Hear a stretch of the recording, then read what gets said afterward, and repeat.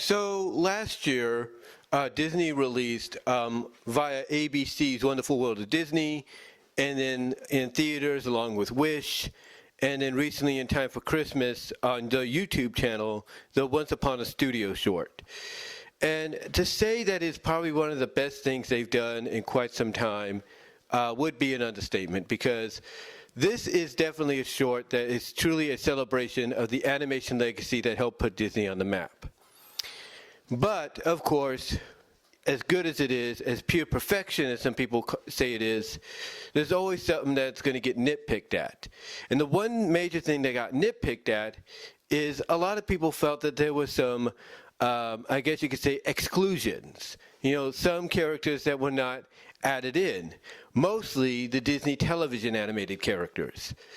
And that's very understandable, because they too are part of Disney's animation legacy. The problem is, though, just because they're part of Disney's animation legacy doesn't mean they fit into the feature animation legacy, because that's what the short was about, celebrating the feature perspective of the animation that put Disney on the map. You know, from the theatrical shorts to the animated movies, you know, the package films, so on. But honestly, could they do one that focuses solely on Disney television animation? And I believe they can. I truly believe they can. And you know why?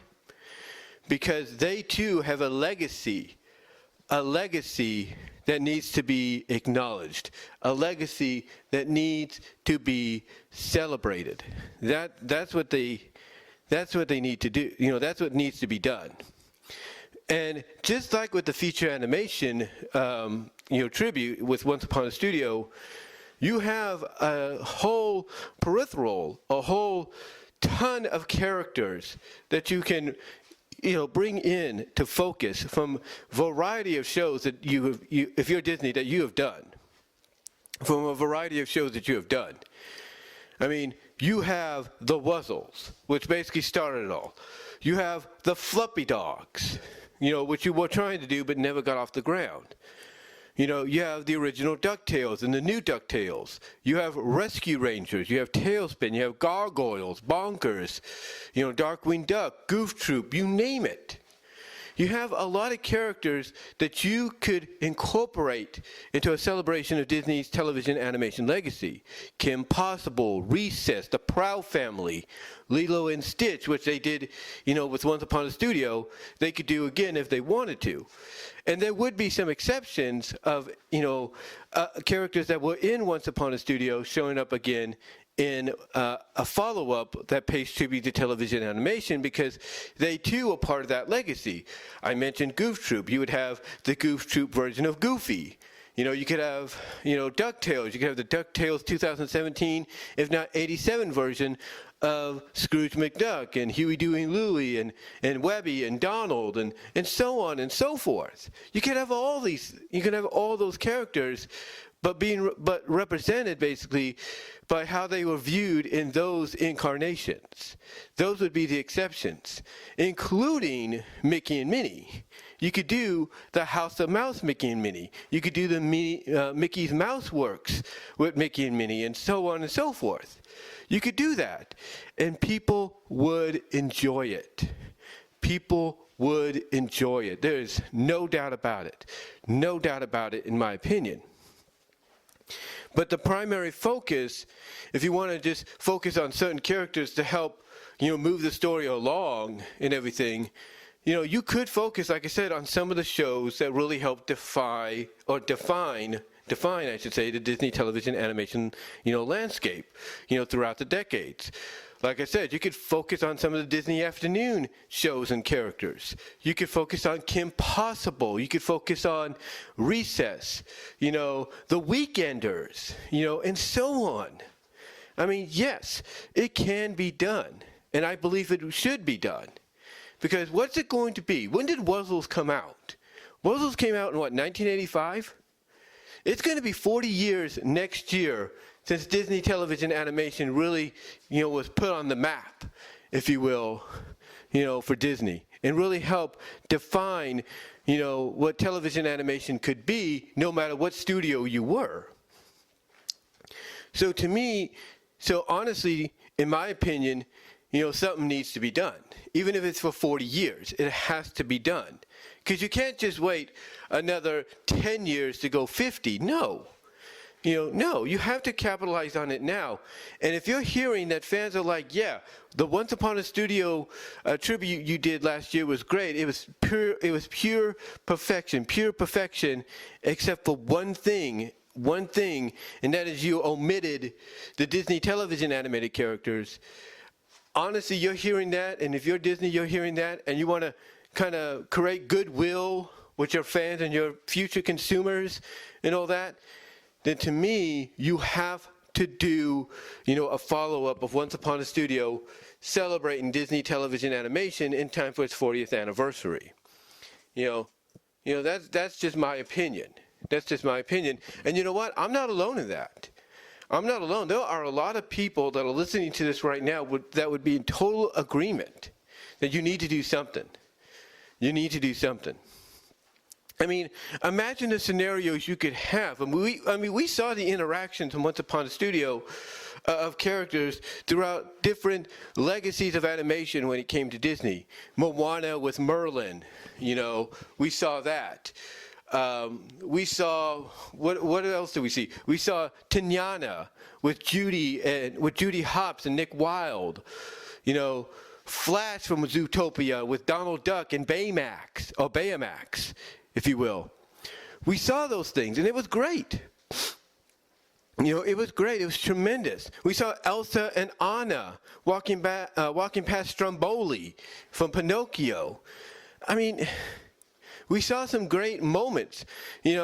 Rapunzel basically telling Mickey, hey, I got this, before bonking Caw, on the head and stopping, him from hypnotizing Clarabelle, and to try to eat her and stuff like that. I mean, we saw some decent, great interactions. And can you only imagine what they could do with the Disney television animation, roster? That's the word I was looking for. Roster of characters. The interaction you could have there.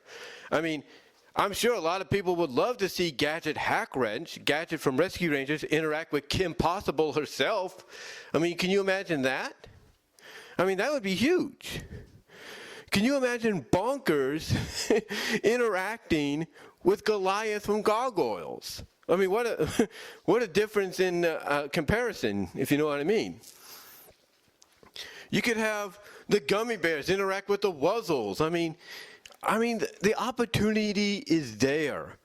The opportunity is there. You could have Darkwing Duck interact with Kit Cloudkicker.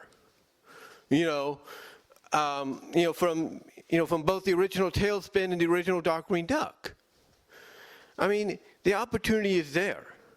We saw that they could do crossovers with these established characters when they had Lilo and Stitch. They had Lilo and Stitch, the animated series, crossing over with Kim Possible, American Dragon, Jake Long, Recess, the Proud Family. I think that was about it, if not more. So it is, it is capable, it is possible, I should say, for interactions like that. That's the word I'm trying to say. I'm trying to think about what I'm going to say. I do apologize. But it is possible for those kind of interactions to take place in a follow-up to Once Upon a Studio that this time around celebrates Disney's television animation. And you know what's crazy? People would enjoy it just as much as they enjoyed Once Upon a Studio. Because if you're Disney and you're hearing all this praise for these animated shorts, knowing potentially your animated short Once Upon a Studio is going to probably win a freaking, Oscar, there's no doubt, in my opinion. But you're hearing all this praise, but you're also hearing among that praise of, hey, you've left out, so-and-so characters in television animation. Of course, you're going to want to do something similar in premise and story to help celebrate that legacy. And hopefully very soon, maybe within a year or two, we get that. Hopefully we do, because you know what? It is well deserved. It is well deserved.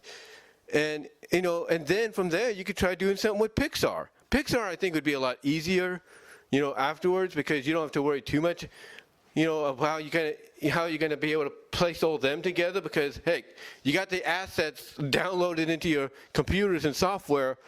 It's easy just to pick that up and say, okay, let's put them together in these kind of areas. Well, maybe not as easy, but it's a lot simpler to do, because you kind of had interactions like that happen before in little bloopers and everything here and there that they would incorporate into credits of the movies.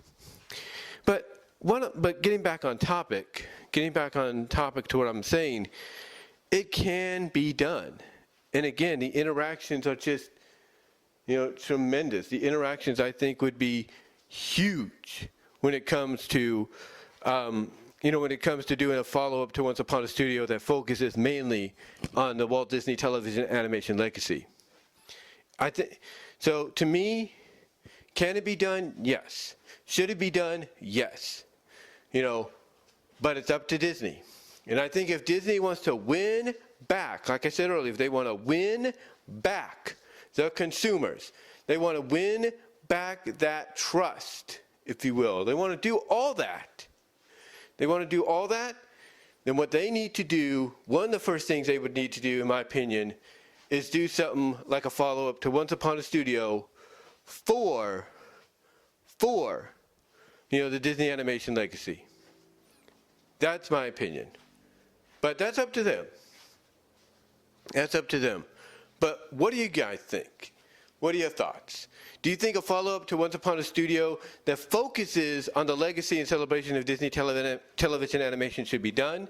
Let me know. And until next time, guys, I am out.